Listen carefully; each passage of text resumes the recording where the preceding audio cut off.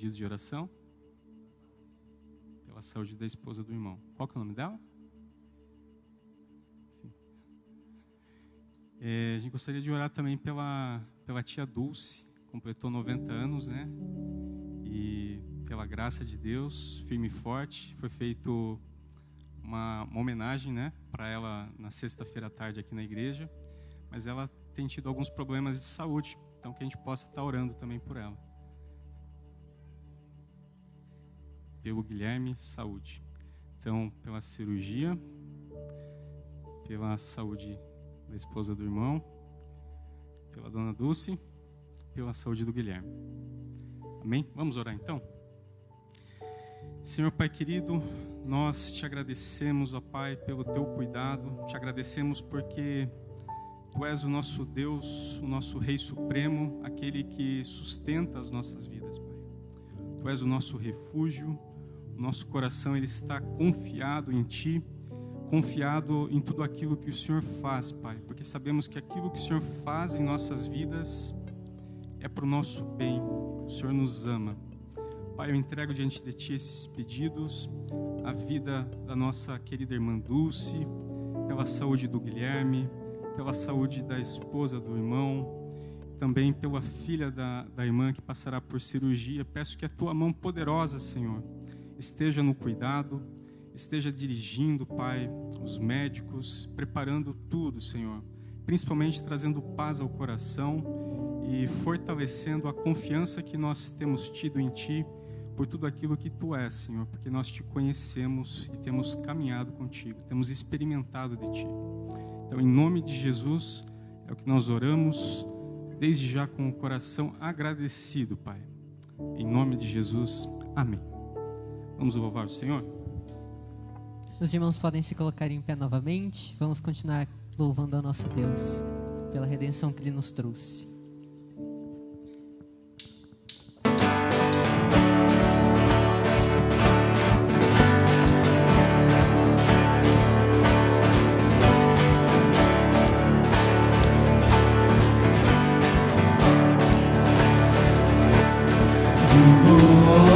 Hoje estou aqui, pois Ele decidiu me amar, e então eu posso livre andar.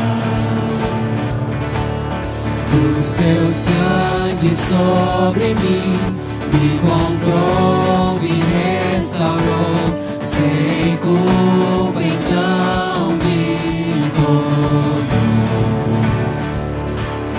O passado já não mais tem poder, pois novo sou, nele vou viver, posso amar. Toda morte e o sofrer não me assustarão jamais, pois sou Ele quem venceu em meu lugar. Jesus Cristo, Rei dos Reis, nos trouxe a redenção, a esperança retornou, graça e paz nos revelou.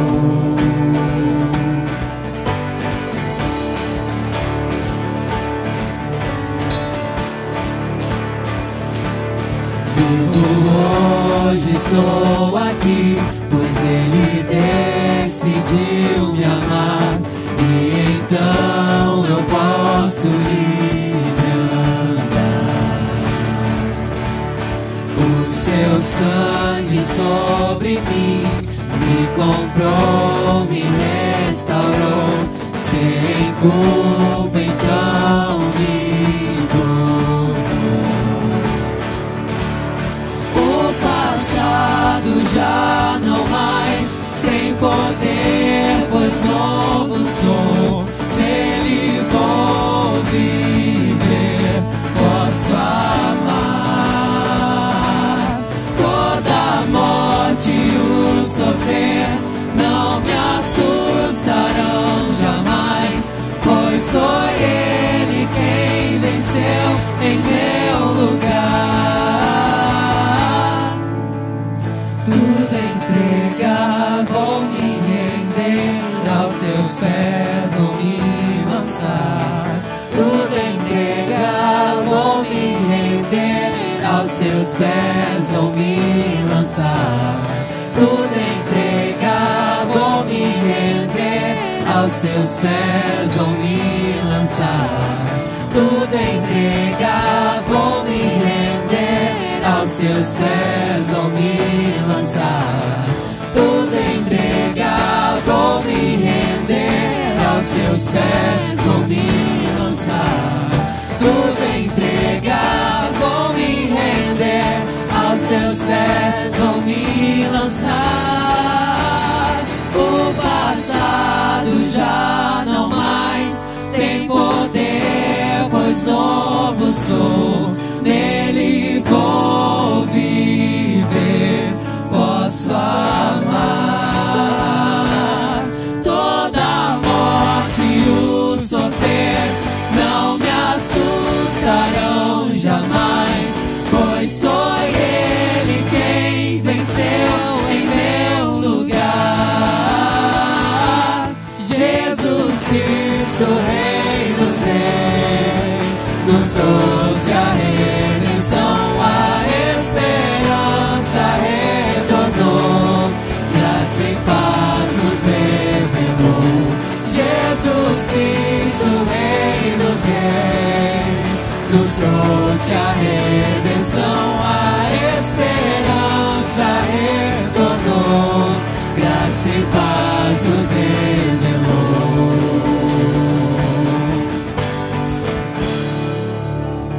Aleluia.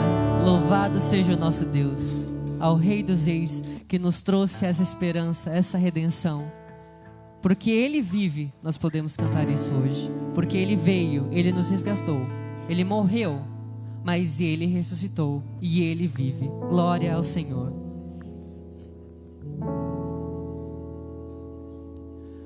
Porque Ele vive,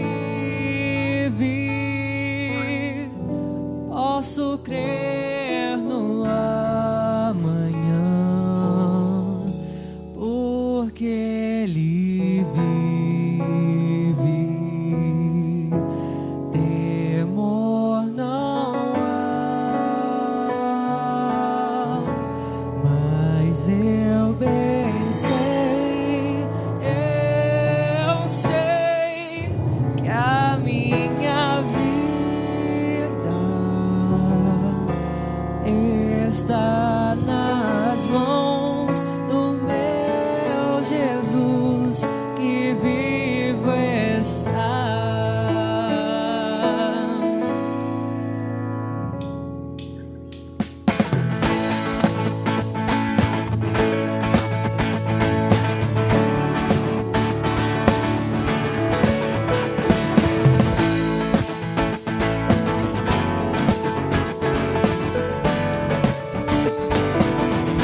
Deus enviou seu Filho amado pra nos salvar e perdoar. Na cruz morreu por meus pecados, mas ressurgiu e agora sei que vivo está. Porque Ele vive, posso crer no amanhã. Porque Ele vive, temor não há, mas eu bem sei, eu sei que a minha vida está nas mãos do meu Jesus, que vivo está. E quando enfim chegar a hora em que a morte enfrentarei,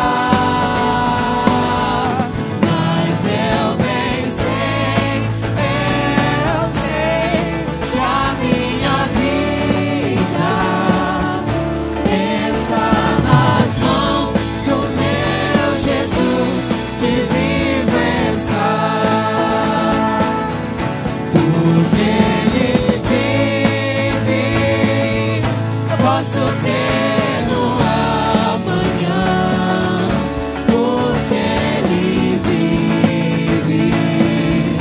Temor não há, mas eu bem sei que a minha vida está nas mãos do meu Jesus, que vive está. Está nas mãos do meu Jesus, que vive está.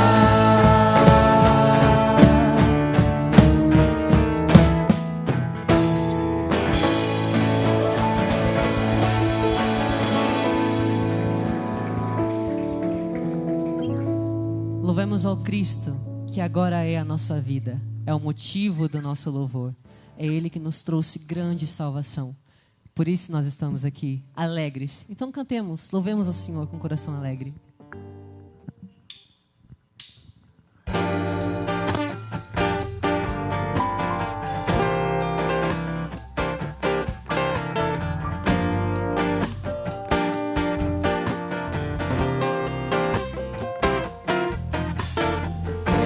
Louvemos ao Senhor,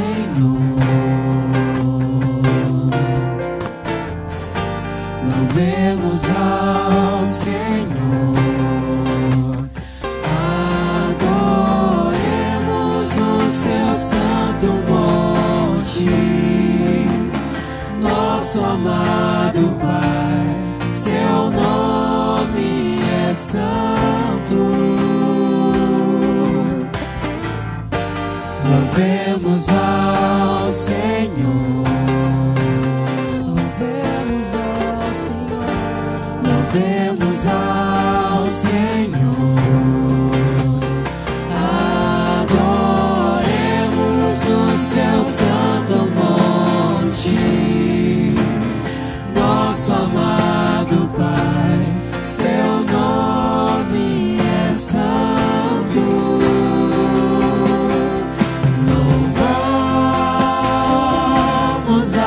Senhor, pois seu nome é santo.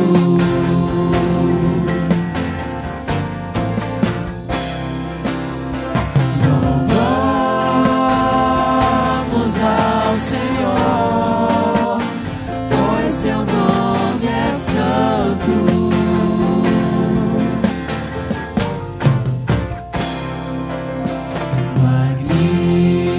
Magnifiquemos ao Senhor, ao Rei que é digno de louvor, excelso, supremo e muito digno de louvor.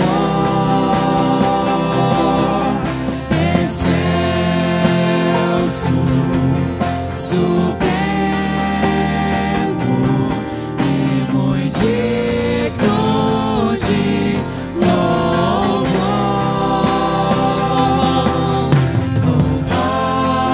Louvamos ao Senhor, pois seu nome é santo.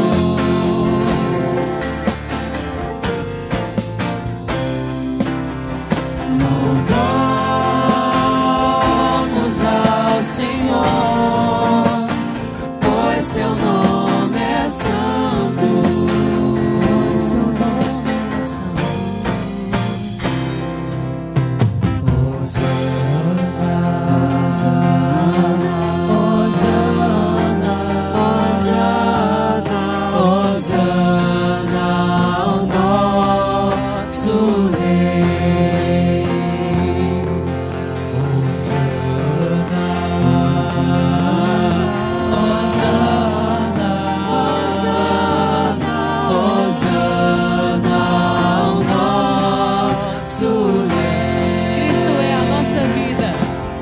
Cristo é a nossa vida, o motivo do louvor em nosso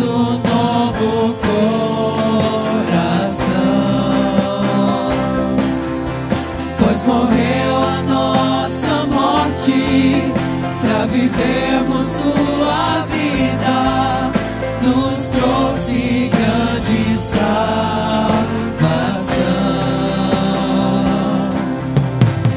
Hosana, Hosana, Hosana, Hosana, ao nosso Rei.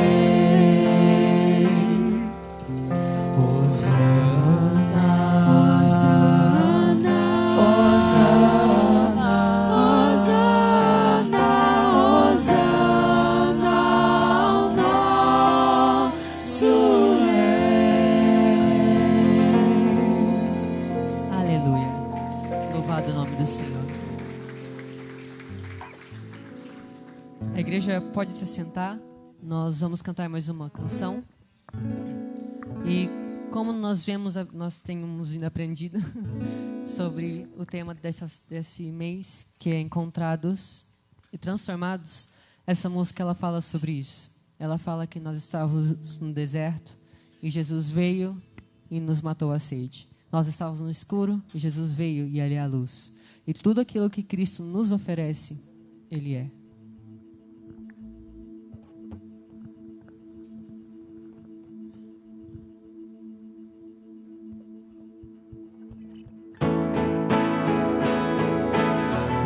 No deserto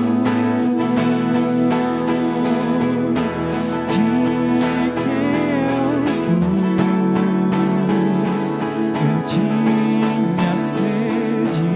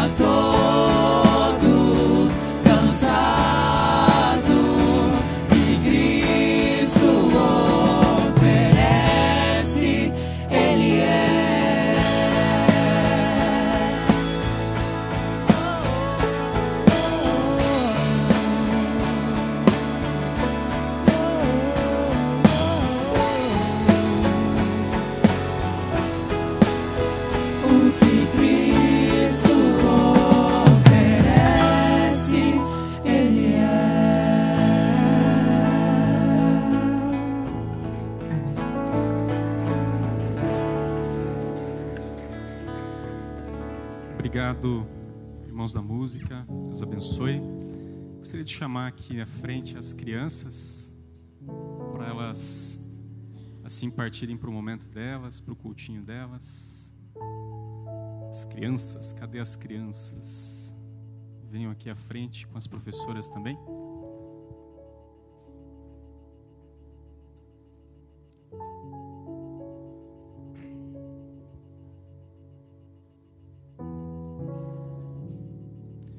E aí, criançada? Tem alguém que quer orar pelo momento que vocês vão ter? Tem algum corajoso aqui que gostaria de orar, de fazer uma oração? Será que tem? Não, não tem. Amém. Estenda as suas mãos aqui para frente, vamos orar?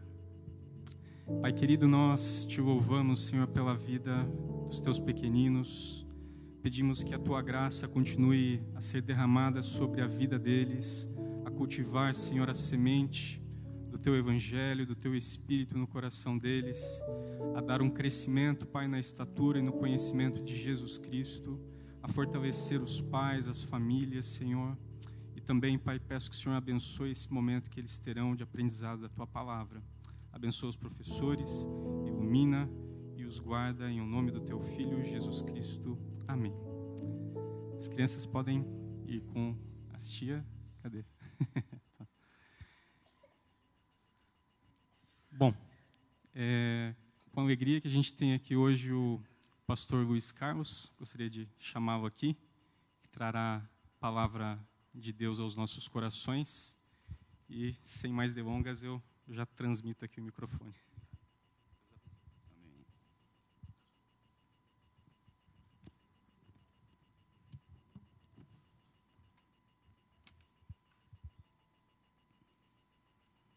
Uma boa noite a você, em nome de Jesus. Aqui estamos e que a paz do Senhor, que excede todo entendimento, guarde o nosso coração nesta hora, em todas as circunstâncias da nossa vida, em quaisquer circunstâncias que talvez você possa estar atravessando aí na sua vida. Encontrados e transformados pela graça de Deus. Por que nós fomos encontrados por Deus? Porque nunca seríamos capazes de por nós mesmos encontrá-lo. Buscados por Deus, por quê? Porque nunca seríamos capazes de buscar a Deus. Não há um justo, sequer um, não há quem busque a Deus. Esse tema, então, ele ressalta a graça de Deus. E esse tema, ele está presente tanto na antiga como na nova aliança. E eu gostaria de ilustrar esse tema usando um personagem do Antigo Testamento, a vida de Abraão. Quando nós olhamos para a vida de Abraão, nós vemos o chamado de Deus para este homem. O chamado de Abraão é um chamado tríplice, ou seja, Abraão foi chamado para a salvação. Abraão vivia com seu pai lá na Mesopotâmia, da além do Eufrates, atual Iraque hoje. O Terá, o pai de Abraão, era um fabricante de ídolos. Abraão adorava a deusa Ninar, a deusa Lua. E então, Josué, ele dá um testemunho acerca de Abraão, no capítulo 24, versos 2 e 3, dizendo que quando a família de Abraão vivia da além do Eufrates, Deus chamou Abraão. Deus encontrou Abraão, Deus o tirou daquela vida, daquelas práticas, para que ele pudesse adorar e servir o Deus vivo e verdadeiro. O chamado de Deus para Abraão não ficou só no chamado para a salvação. O chamado para a salvação é seguido pelo chamado para a santificação ou o chamado para a transformação. Em Gênesis 17, verso 1, o Senhor Deus se revela a Abraão e ele diz a Abraão: Abraão, andai na minha presença e ser perfeito, seja uma pessoa madura, aprenda a depender de mim, aprenda a confiar em mim, aprenda a exercer a sua fé em mim. E o chamado de Abraão é um chamado para o serviço. O Senhor apareceu a Abraão lá em Gênesis 12 e disse: Abraão, você vai deixar a sua família, você vai deixar a terra da tua parentela e você vai partir para uma terra que eu te mostrarei. E de ti eu farei uma grande nação. Vou te abençoar e você será uma bênção. O chamado de Abraão é um chamado para o serviço. E Paulo, o apóstolo Paulo, saindo da antiga aliança, vindo para a nova aliança, Paulo vai ensinar a mesma coisa. E ele escrevendo uma carta para o jovem pastor Tito, que fora deixado por ele na ilha de Creta, para que colocasse as coisas em ordem ali nas igrejas em Creta. Paulo vai dizer a Tito: porquanto a graça de Deus se manifestou salvadora a todos os homens, educando-nos para que, renegadas a impiedade e as paixões mundanas, vivamos no presente século sensata, justa e piedosamente, aguardando a bendita esperança e a manifestação da glória do nosso grande Deus e Salvador Cristo Jesus, o qual a si mesmo se deu para remir-nos de toda a iniquidade e purificar para si mesmo um povo exclusivamente seu, zeloso de boas obras. Tito diz essas coisas, exorta e repreende com toda a autoridade, ninguém te despreze. Tito, capítulo 2, versos 11 a 15. A graça salvadora, ela é também a graça transformadora. A graça que nos salva é a graça que nos transforma. A graça que nos encontra também é a graça que nos transforma. Eu creio que é isso que o Senhor quer fazer com o seu povo. Nós vamos fazer a leitura agora da primeira carta que Paulo escreveu aos Tessalonicenses. A referência está projetada aí.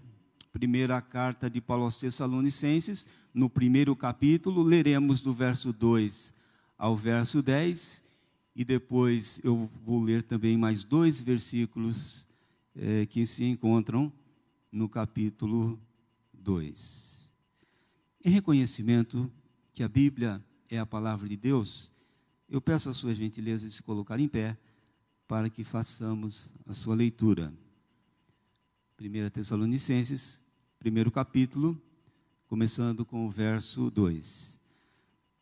Damos sempre graças a Deus por todos vós, mencionando-vos em nossas orações e sem cessar, recordando-nos diante do nosso Deus e Pai, da operosidade da vossa fé, da abnegação do vosso e da firmeza da vossa em nosso Senhor Jesus Cristo, reconhecendo, irmãos amados de Deus, a vossa eleição, porque o nosso evangelho não chegou até vós tão somente em palavra, mas sobretudo no Espírito Santo e em plena convicção, assim como sabeis ter sido o nosso procedimento entre vós e por amor de vós. Com efeito vos tornastes imitadores nossos e do Senhor, tendo recebido a palavra, posto em meio de muita tribulação, com alegria do Espírito Santo, de sorte que vos tornastes um modelo para todos os crentes na Macedônia e na Acaia. Porque de vós repercutiu a palavra do Senhor, não só na Macedônia e Acaia, mas também por toda parte se divulgou a vossa fé para com Deus, a tal ponto de não termos necessidade de acrescentar coisa alguma.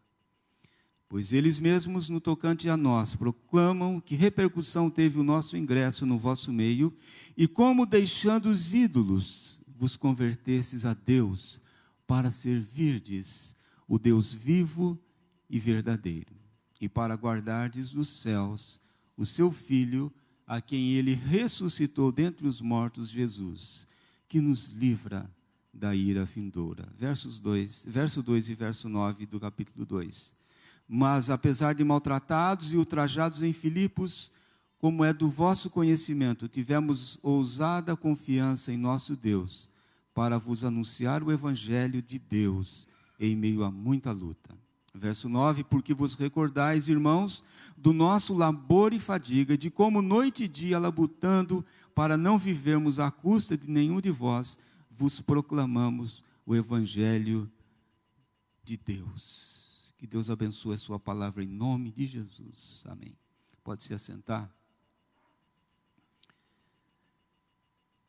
Eu compartilho nesta noite 3 marcas de um povo encontrado e transformado pela graça de Deus. A primeira marca de um povo encontrado e transformado pela graça de Deus é que esse povo, ele preserva o Evangelho. Eu li os versos 2 e 9 de propósito. Qual foi o Evangelho que Paulo pregou lá na sua segunda viagem missionária, lá narrada no capítulo 17? Que evangelho que Paulo, ao chegar em Tessalônica, prega aos tessalonicenses? O evangelho de Deus. É o evangelho de Deus. É tão importante nós frisarmos essa questão, porque uma igreja, ela precisa permanecer fiel ao evangelho que ela recebeu. Interessante que quando Paulo fala sobre esse evangelho que ele pregou, e foi o evangelho que ele recebeu, ele faz questão de frisar que esse evangelho é o evangelho de Deus, é o evangelho certo, não é o evangelho que dá certo. Há muitos grupos cristãos nos dias de hoje fazendo o que dá certo, mas não o que é certo. Há muitos grupos cristãos pregando de uma tal maneira para atrair as pessoas, mas não estão apresentando o evangelho como ele é. O evangelho de Deus é o evangelho pregado por Pedro. O evangelho de Deus é o evangelho pregado por Paulo. O evangelho de Deus é o evangelho pregado pelos apóstolos. O evangelho de Deus é o evangelho pregado pelos pais da igreja. O evangelho de Deus é o evangelho pregado pelos reformadores. O evangelho de Deus é o evangelho pregado por Martim Lutero. O evangelho de Deus é o evangelho pregado por aquele homem que trouxe um grande avivamento sobre a Inglaterra, John Wesley. O evangelho de Deus é o evangelho pregado por George Whitefield, considerado o maior evangelista depois daqueles conhecidos em Atos dos Apóstolos, que presenciou algo inédito até então, um avivamento que ocorria na Inglaterra no século XVIII e também nas colônias americanas que ainda não eram os Estados Unidos como tal. O evangelho de Deus é o evangelho pregado pelo reverendo Ashbel Simonton, que começou o trabalho presbiteriano em nossa terra. E por que não dizer o evangelho de Deus é o evangelho pregado pelo pastor desta igreja, o pastor José Fernandes Júnior. Qual é o evangelho que foi pregado em Tessalônica. Eu leio para vocês o evangelho que ali foi pregado. Atos 17, que narra a chegada do evangelho em Tessalônica. Diz assim: Paulo, segundo o seu costume, foi procurá-los. E por 3 sábados arrazoou com eles acerca das Escrituras, expondo e demonstrando ter sido necessário que o Cristo padecesse e ressurgisse dentre os mortos. E este, dizia a ele, é o Cristo, o Messias. É o cumprimento da primeira profecia bíblica em Gênesis, em que Deus disse que da semente da mulher viria aquele que iria esmagar a cabeça da serpente, e assim se cumpriu na cruz do Calvário, onde o Senhor Jesus, ali crucificado, ele triunfou sobre os demônios, sobre Satanás, e também cancelou o espírito de dívida que era contra nós. Esse é o evangelho que Paulo pregou, que o Messias havia vindo. Esse é o Jesus que eu vos anuncio. E como resultado dessa pregação, alguns deles foram persuadidos e unidos a Paulo e Silas, bem como numerosa multidão de gregos piedosos e muitas distintas mulheres.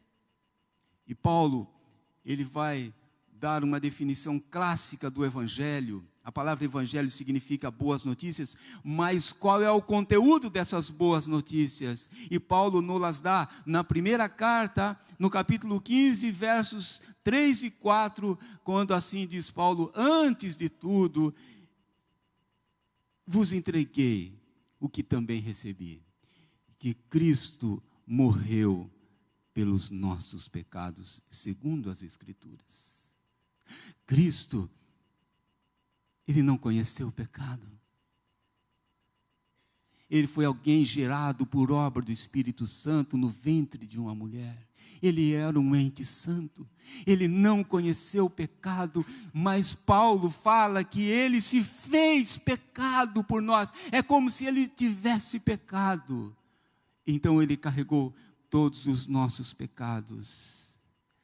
Cristo morreu pelos nossos pecados, segundo as Escrituras, em cumprimento às Escrituras, e que foi sepultado e ressuscitou ao 3º dia, segundo as Escrituras. Esse é o Evangelho. Essa é a história da graça. A história da graça é a história de Adão e Eva, que pecaram, desobedeceram a Deus, se esconderam de Deus, e Deus, pela sua graça, os encontra. E eles tentaram chegar a Deus por suas próprias forças, por seus próprios meios, fazendo roupas de folha de figueira. Imagina você, uma roupa de folha, depois de um dia de sol quente, como não estaria? Tudo aquilo que o homem tenta fazer para chegar a Deus não adianta nada. E o Senhor, então, ele joga fora aquele projeto do homem de roupa, e ele sacrifica um animal inocente, e da pele daquele animal ele faz vestimentas para Adão e Eva. Essa é a história da graça de Deus, quando o culpado morre no lugar do inocente. Esse é o evangelho que Paulo pregava, e isso nos parece ser uma coisa muito óbvia, mas deixe-me dizer uma coisa para você. Eu ouvi do nosso querido mestre, Dr. Russell Shedd, que está com o Senhor, ele disse certa vez: o meu filho, ele é membro do conselho de uma igreja na Alemanha, eu não sei qual igreja que é. E eles tiveram que colocar no estatuto daquela igreja o seguinte: o pastor desta igreja terá que ser convertido. Você acredita num negócio desse? Que ponto chegou o cristianismo na Europa? Ao ponto de se colocar no estatuto da igreja que aquele que iria assumir o púlpito daquela igreja deveria ser um homem, né? Um pregador, um pastor convertido. Isso me faz pensar nos dias de George Whitefield. Ele chegou à universidade com menos de 20 anos. E ali na universidade, ele conheceu John Wesley. John Wesley o presenteou com um livro chamado A Vida de Deus na Alma de um Homem. Era um livro que falava sobre o novo nascimento. E Deus salvou George Whitefield. Quando ele leu esse livro, Deus o alcançou, Deus o achou e Deus o transformou, não apenas numa pessoa salva, mas num pregador do Evangelho. Em um ano, George Whitefield tornou-se conhecido na Inglaterra.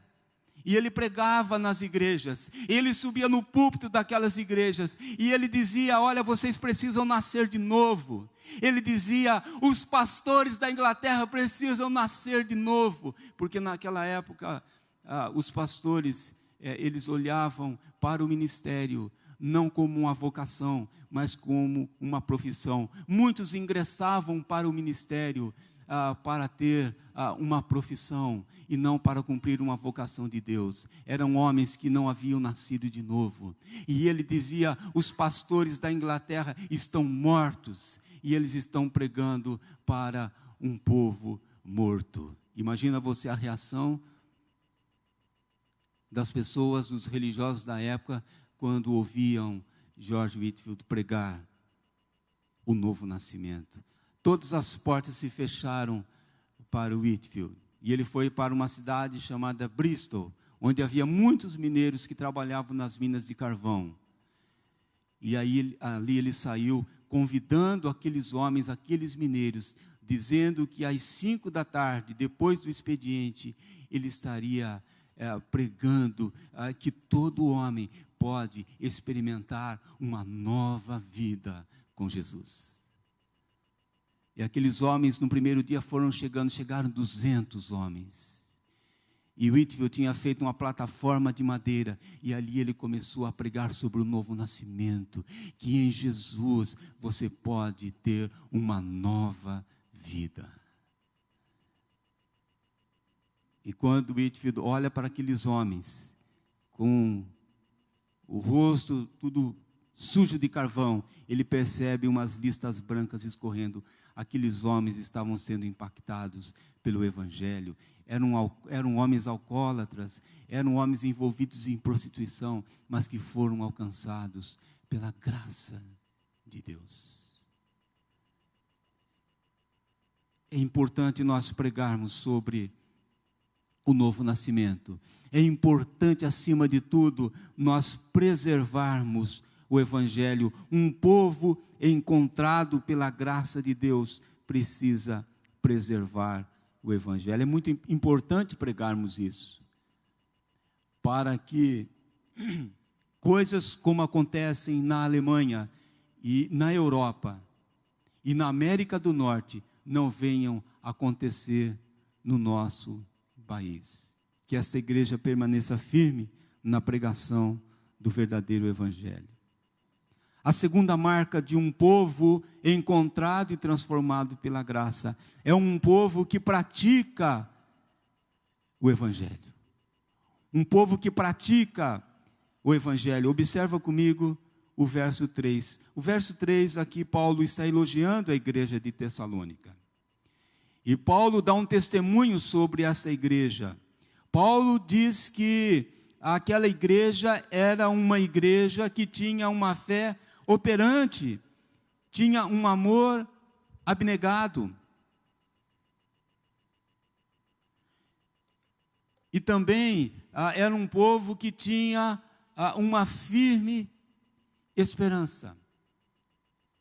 Nós não podemos apenas conhecer o Evangelho, mas Paulo, ele está ressaltando aqui que aquela era uma igreja que praticava o Evangelho. A palavra de Deus nos diz que é pela graça que nós somos salvos, mediante a fé.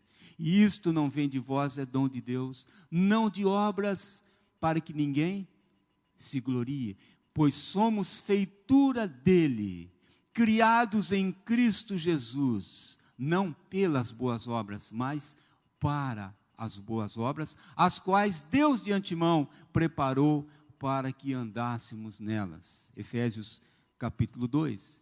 Daí a importância do povo que é encontrado por Deus ter uma fé operante. A palavra operosidade aí é uma palavra que no original significa algo em ação. A fé genuína, ela produz obras. E quando eu lia esse verso sobre uma fé operante, eu me lembrei daquela adolescente lá no Antigo Testamento, quando vem as tropas da Síria e leva essa menina presa como escrava lá para a Síria, e ela vai trabalhar na casa de um general, Naamã. E Naamã torna-se leproso. E aquela adolescente diz para a sua senhora: olha, se o meu senhor estivesse lá na minha terra em Israel, lá há um homem de Deus, ele oraria por Naamã, e ele seria restaurado da sua lepra. E nós conhecemos a história, e de fato, isso aconteceu. Nós, no lugar daquela menina, qual seria a nossa atitude? Teríamos essa fé viva. Eu tenho uma cunhada, irmã da minha esposa, ela mora fora do país. E numa dessas viagens aqui de férias, ela encontrou-se com uma antiga amiga de trabalho. E ela perguntou: escuta, como é que você está? Eu estou bem, mas o meu filho não está bem. Ele entrou para o mundo das drogas e eu não sei mais o que fazer. A minha cunhada disse para ela: qual é o nome dele? Eu vou orar por ele. E ela voltou para o seu país e ela começou a orar. Depois ela fez um contato com a sua amiga, se encontraram, e ela disse: e aí, como é que as coisas estão? Sabe o que aconteceu? A situação do rapaz piorou. É interessante que muitas vezes a gente ora por uma determinada coisa, e a coisa, em vez de melhorar, piora. Mas muitas vezes isso é prenúncio de que Deus vai fazer alguma coisa. Então não desanima, não. Ouviu? Não desanima, não. Aquele rapaz teve uma overdose e ele foi parar numa clínica de recuperação. E ele conheceu um pastor naquela clínica, ele ouviu o evangelho e ele foi liberto das drogas.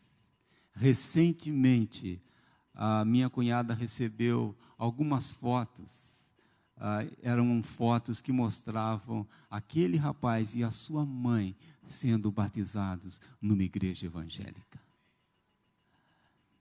Uma igreja encontrada pela graça, um povo encontrado pela graça, tem uma fé viva. Tem uma fé viva. Você tem conhecimento de alguém que está passando por uma situação difícil? Você tem esse conhecimento? Deus quer te usar. Deus quer te usar. Exercite a sua fé. Quantas pessoas muitas vezes chegam ao Senhor através de circunstâncias difíceis na sua vida? A prática do Evangelho, conforme diz Paulo aqui, se manifesta através de um amor abnegado. O que é abnegação? Abnegação é a capacidade de você sofrer por alguém. Um amor abnegado. É você não se incomodar em ajudar os outros, mesmo que isso traga algum incômodo para você. E quando eu penso nisso, eu penso na minha esposa esses dias. Ela é uma ilustração da abnegação de amor. Eu passei muito mal de intestino, estômago, muito mal mesmo. Uma semana daquele jeito. A vida estava bem mole para mim, para você ter uma ideia.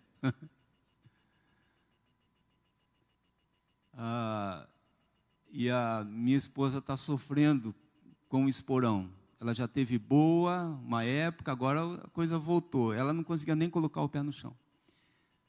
Mas ela estava ali, às vezes precisava ir na farmácia, precisava ir para o supermercado. E ela lá ia meio mancando, mas ia. Isso é abnegação. E o Evangelho nos ensina isso. Lá em Jacutinga, eu me mudei ao lado da casa do padre. E o meu desejo era falar do Evangelho da Graça para o padre. E Deus me deu uma oportunidade muito joia de compartilhar com ele. Era a época dos 500 anos da Reforma. Mas não é exatamente isso que eu quero falar. Ele era o meu vizinho da direita. O meu vizinho da esquerda era novo. Ele chegou, era uma casa que tinha para alugar. E eu nunca conseguia ver o homem. Parece até que ele se escondia. E eu comecei a orar por ele. E quando dava certo até, ele podia até me cumprimentar, mas eu acho que ele sabia que eu era pastor, ficava com medo, né? Tem gente que pensa que pastor faz mal, né? Que morde, né? Não é nada disso. E eu comecei a orar por ele. E ele ia trabalhar de moto, a esposa ficava com o carro. E eles começaram a ter problema com o carro. Ia ligar o carro de manhã, não pegava. E um dia era ele que deu o problema. O carro deu problema com ele. E eu fui, o ajudei. E eu fiquei sabendo que ele passava por dificuldades financeiras. O filho estava fazendo um tratamento. E eu pensei comigo, ele deve estar com alguma dificuldade. E eu falei com ele, escuta, eu tenho um amigo, eu acho que ele pode dar um jeito no seu carro. Você não quer deixar o carro comigo? Nós empurramos, pegou. Eu levei o carro dele na oficina. E o mecânico arrumou o carro. Ainda bem que não era bateria, né? Bateria é caro, né? Mas Deus estava no controle. E aí deu certo, o conserto, o carro funcionou. E ele perguntou para mim, eu conto isso para a glória de Deus, viu, irmãos, para ilustrar só. E ele olhou para mim e falou, por que você fez isso? Aí foi a oportunidade. Eu falei, quando eu tinha 16 anos, eu conheci uma pessoa maravilhosa. E essa pessoa me amou tanto e morreu por mim numa cruz. Essa pessoa é Jesus. E quando eu conheci Jesus, Ele transformou a minha vida. E eu aprendi com Jesus que eu devo fazer para as pessoas aquilo que eu gostaria que alguém fizesse para mim. E nós nos tornamos amigos. Eu não moro mais em Jacutinga, ele não mora mais lá em Jacutinga, mas nós mantemos contatos. A prática do Evangelho inclui a abnegação do amor. Infelizmente, muitos olham para a igreja com aquela visão que a igreja existe para tirar alguma coisa das pessoas. Não é isso que muitas pessoas pensam? Que a igreja existe para tirar alguma coisa das pessoas? Mas isso não é verdade. O DNA da igreja é o DNA do Senhor Jesus, daquele que é o cabeça da igreja, que não veio para ser servido, mas veio para servir e dar a sua vida em resgate de muitos. Um povo que conhece o Evangelho, um povo que é encontrado e é transformado pelo Evangelho, tem uma esperança firme. E é o que tanto nós precisamos nos dias de hoje, a esperança. Como foi frisado pelo Neto de manhã, se a nossa esperança se limita apenas às coisas deste mundo, nós somos os mais infelizes do mundo. E um homem pode ficar, uma pessoa pode ficar sem muita coisa, mas ela não pode ficar sem esperança.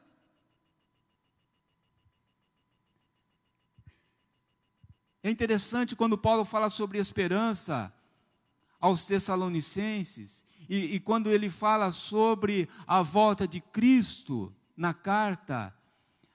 Por quê? Porque existia em Tessalônica um cidadão que defendia os fracos e oprimidos.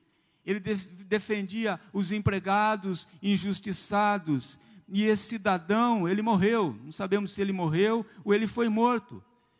E os cidadãos de Tessalônica começaram a acreditar, ou alguém falou, que este homem iria ressuscitar um dia.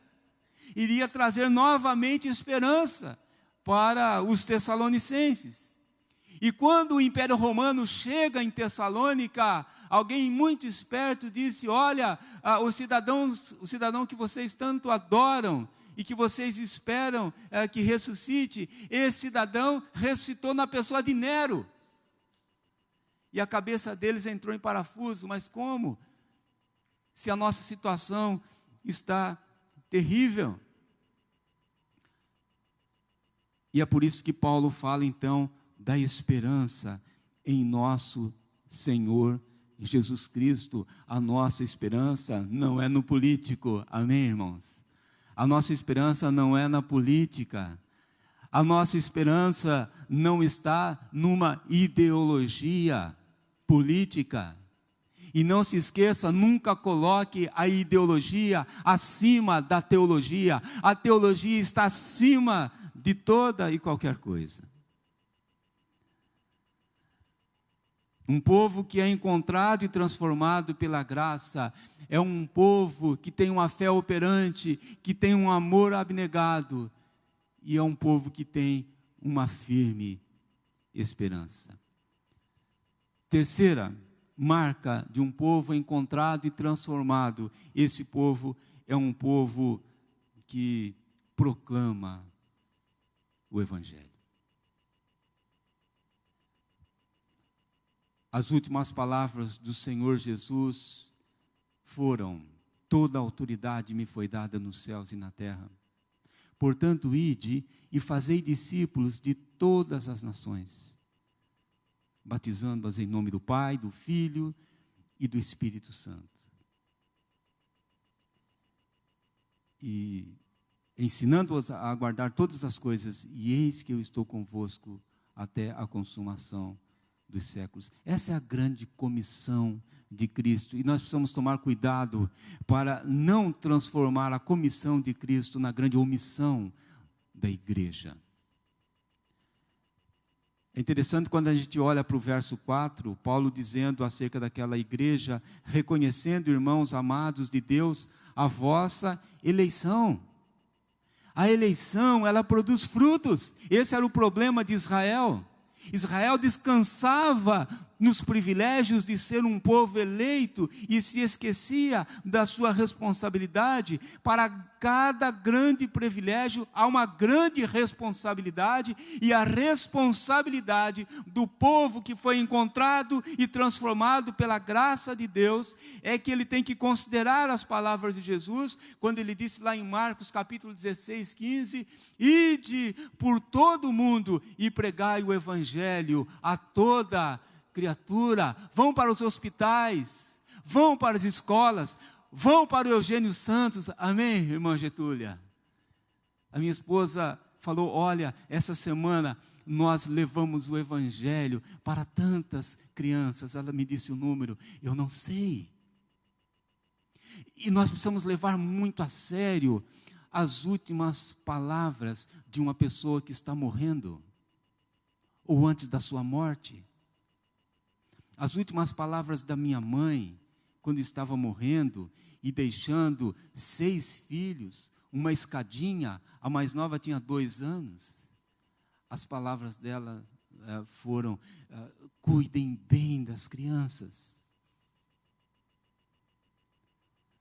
E as últimas palavras de Jesus foram essas: vão a todo mundo, comecem da casa de vocês, comecem na família de vocês, comecem com o vizinho de vocês, lá no trabalho, lá na escola, e preguem o Evangelho de Deus. E é interessante Paulo falando como é que o evangelho chegou lá no verso 5. Ele fala que o evangelho não chegou tão somente em palavra, mas sobretudo em poder. Essa proclamação, ela deve ser demonstrada em poder. A história dos índios Waiwai, lá de Roraima, é uma história maravilhosa. São índios Waiwai, mas não são de Minas, lá de Roraima. Quando os missionários chegaram lá para pregar o evangelho aos índios que precisam do evangelho, como toda pessoa precisa, eles não comiam carne de porco do mato. Eles acreditavam que naquele animal havia um espírito maligno. E o missionário disse: olha, vocês podem comer a carne desse animal, porque o Espírito de Jesus é maior do que qualquer outro espírito. E o cacique, o pajé da tribo disse: olha, nós vamos comer, porque nós temos problema com caça aqui, mas se algo nos acontecer, vocês vão morrer.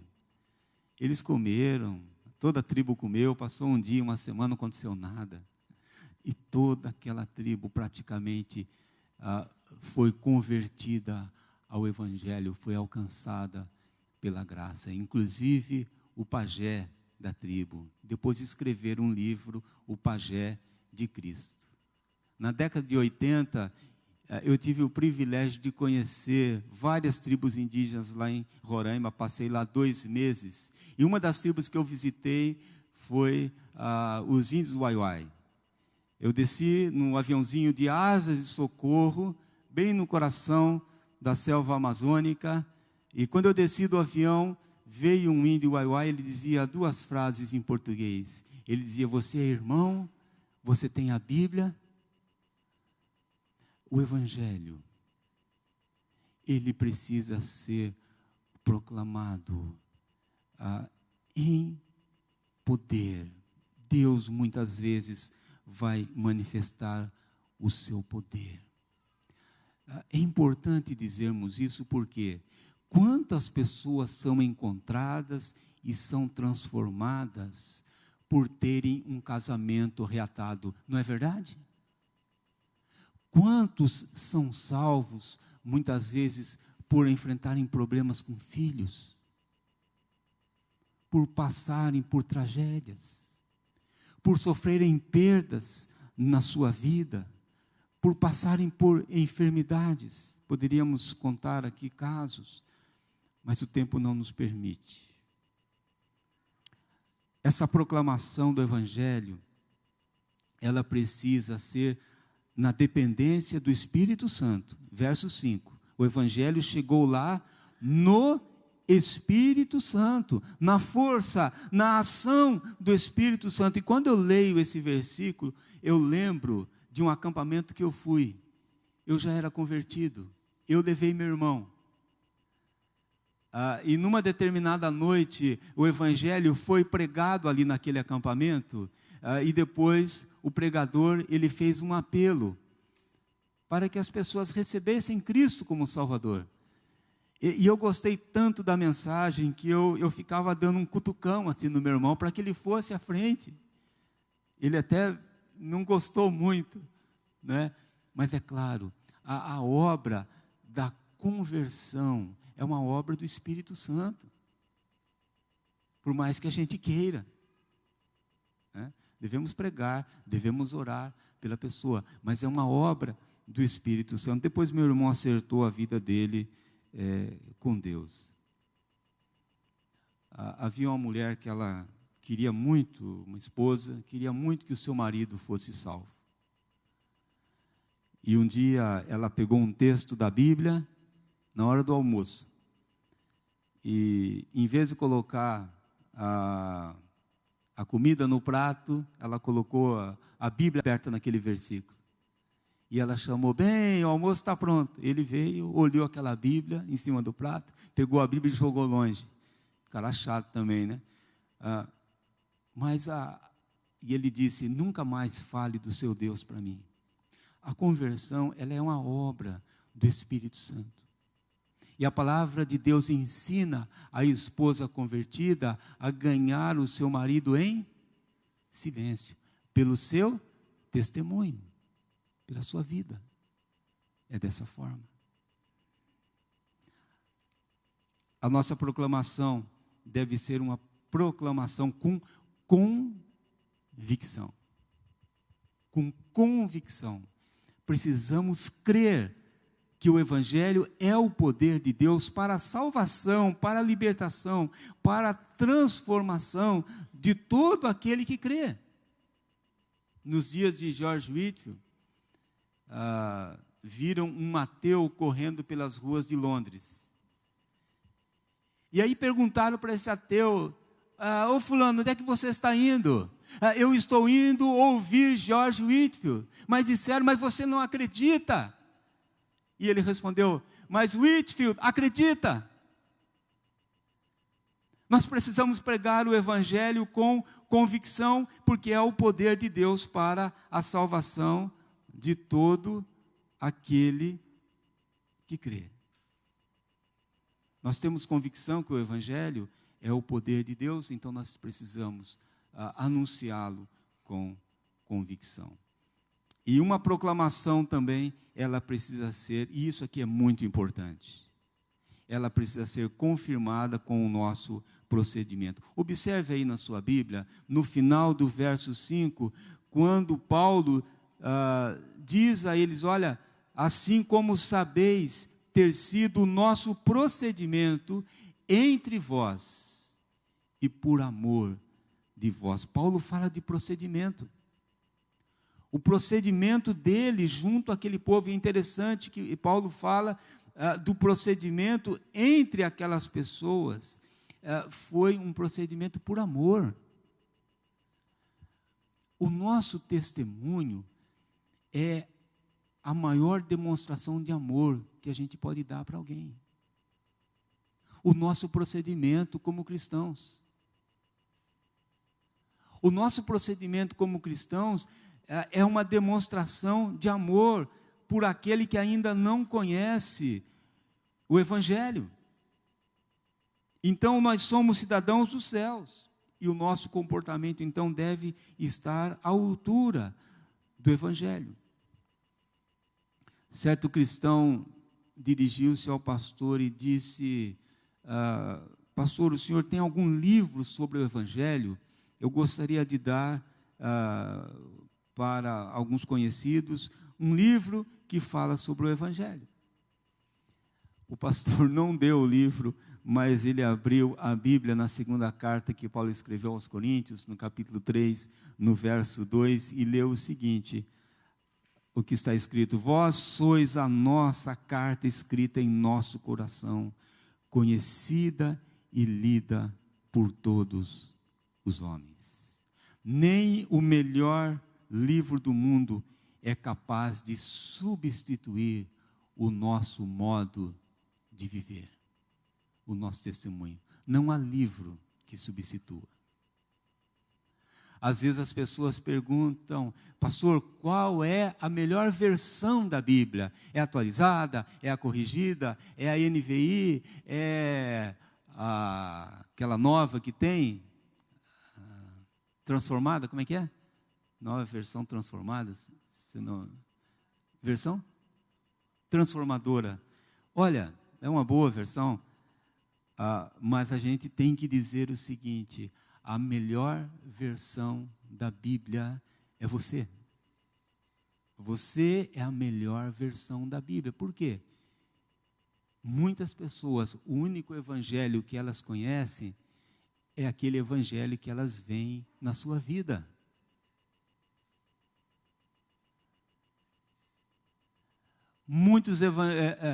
Muitos parentes meus, o único evangelho que eles conhecem é aquele evangelho que eles veem em mim. Por isso que Paulo fala que o evangelho foi proclamado ali, no poder, no Espírito Santo, com convicção, mas também com procedimento.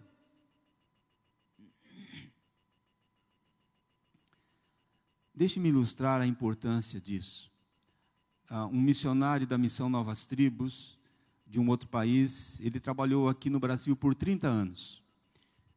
Aí ele voltou para o seu país e não aconteceu nada ali naquela tribo, nenhum fruto visível do seu trabalho, e veio um outro missionário para substituí-lo. E quando esse missionário começou a pregar em substituição àquele missionário que deixou o campo, e quando ele falava sobre Jesus, um índio o interrompeu e disse: esse Jesus que você está falando aí, ele passou por aqui já. Ele viveu entre nós 30 anos. Aquele homem, aquele missionário viveu Cristo ali no meio dos índios, de uma tal maneira que o confundiram com Cristo. Veja a importância do nosso procedimento, daquele que foi alcançado e transformado pela graça de Deus. A pergunta que se faz necessário: você já foi encontrado e tem sido transformado pela graça do Evangelho?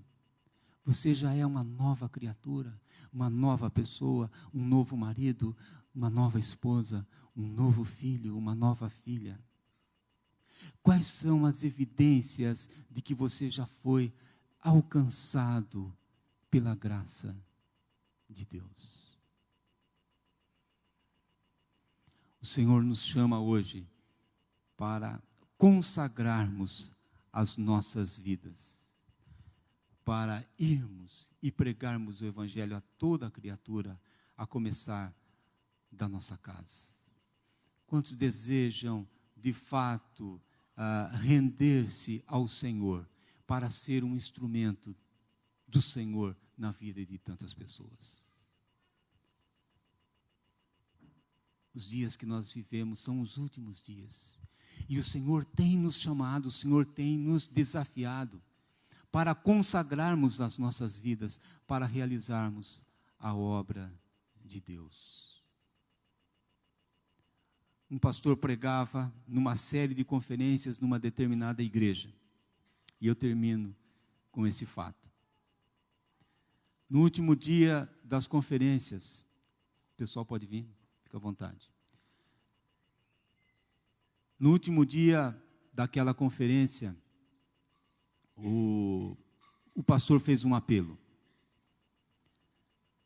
O pastor estava desafiando as pessoas a se colocarem nas mãos do Senhor, para viver realmente o Evangelho, para viver uma vida transformada, para entregar a sua vida de uma forma incondicional para o Senhor, para realizar a obra dele.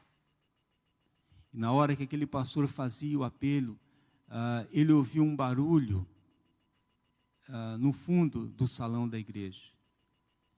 Era um homem deficiente, era um homem aleijado, que tinha uma extrema dificuldade para andar.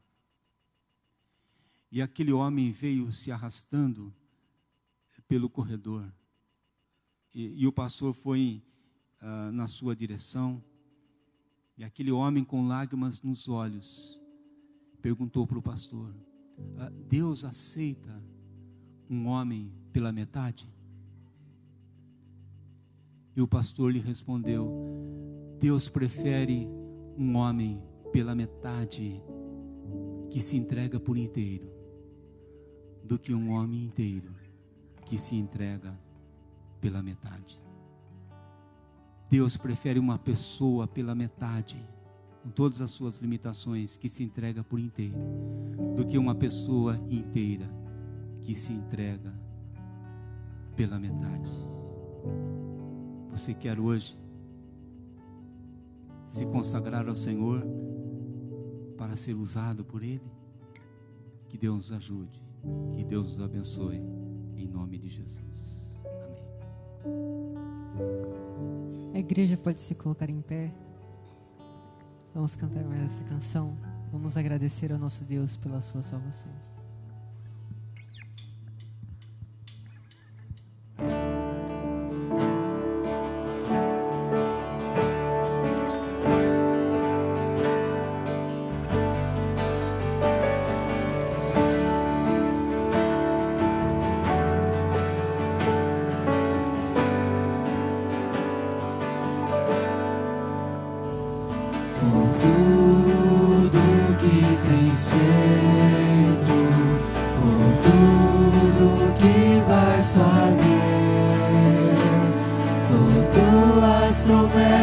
promessas e tudo que és.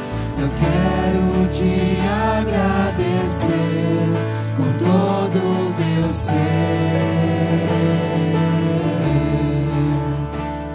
por tudo que tens feito, por tudo que vais fazer, por tuas promessas e tudo que és. Eu quero te agradecer com todo o meu ser. Te agradeço, meu Senhor. Te agradeço, meu Senhor.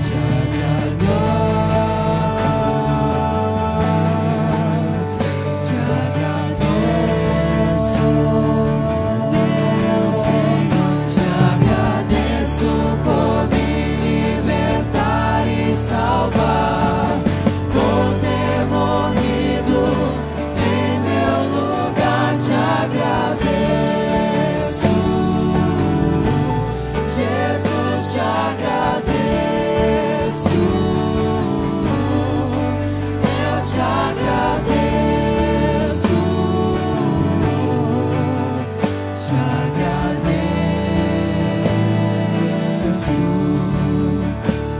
por tudo que tens feito, por tudo que vais fazer,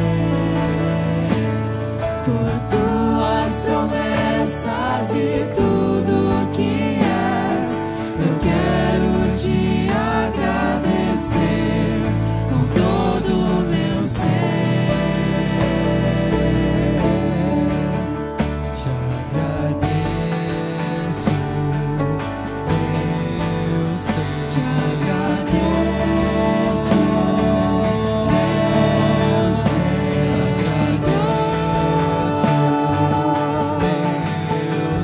Te agradeço, meu Senhor. Te agradeço por me libertar e salvar, por ter morrido em meu lugar. Te agradeço, Jesus, te agradeço, eu te agradeço, te agradeço,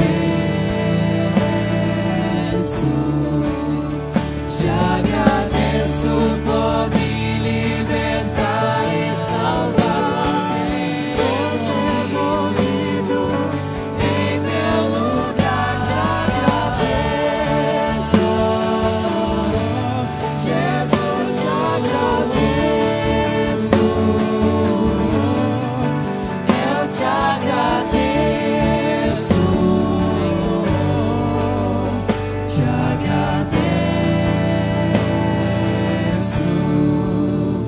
te agradeço, te agradeço,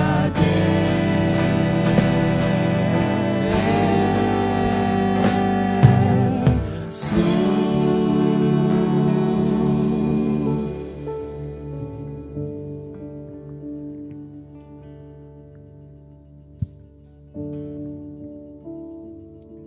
Oremos e recebamos a bênção do Senhor. Deus de toda graça e de misericórdia, recebe o nosso louvor, a nossa gratidão. Pedimos a tua bênção no início desse culto e agora nós estamos te agradecendo. Louvado seja o teu nome. A nossa oração neste momento é que, se porventura existe alguém aqui que ainda está perdido, que o Senhor o encontre neste momento e que esta pessoa possa responder com a fé que o Senhor coloca no coração, e que essa pessoa possa ser achada, possa ser encontrada, e possa ter a certeza da sua salvação eterna em Cristo Jesus. Aqueles que já foram encontrados, a nossa oração é que estes se deixem ser transformados pela tua graça, a fim de que o Senhor Jesus seja visto através de suas vidas. Em nome de Jesus. Amém. Agora, amados, que a graça salvadora e transformadora de Cristo Jesus, o amor eterno, incondicional, amor transformador de Deus Pai, e a consolação, a comunhão, a plenitude e o poder do Santo Espírito de Deus permaneçam conosco e até o dia de Cristo. Amém.